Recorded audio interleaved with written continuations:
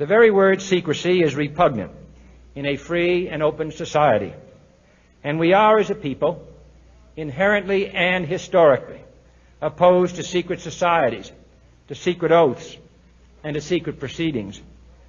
We decided long ago that the dangers of excessive and unwarranted concealment of pertinent facts far outweighed the dangers which are cited to justify it.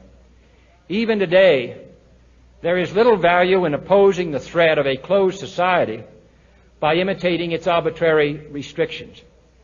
Even today, there is little value in ensuring the survival of our nation if our traditions do not survive with it. And there is very grave danger that an announced need for increased security will be seized upon by those anxious to expand its meaning to the very limits of official censorship and concealment. That I do not intend to permit to the extent that it's in my control.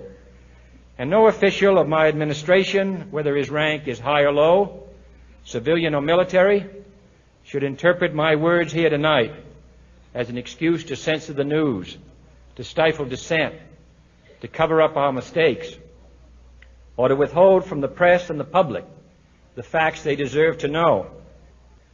For we are opposed around the world by a monolithic and ruthless conspiracy that relies primarily on covert means for expanding its sphere of influence, on infiltration instead of invasion, on subversion instead of elections, on intimidation instead of free choice, on guerrillas by night instead of armies by day.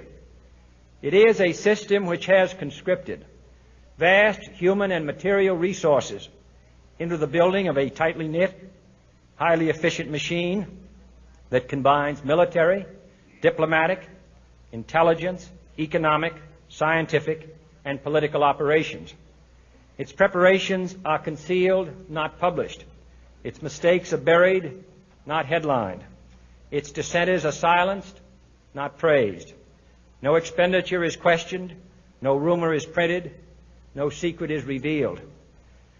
No president should fear public scrutiny of his program, for from that scrutiny comes understanding, and from that understanding comes support or opposition, and both are necessary. I am not asking your newspapers to support an administration, but I am asking your help in the tremendous task of informing and alerting the American people. For I have complete confidence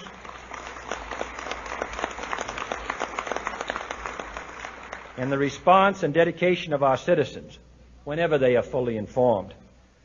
I not only could not stifle controversy among your readers, I welcome it. This administration intends to be candid about its errors. For as a wise man once said, an error doesn't become a mistake until you refuse to correct it.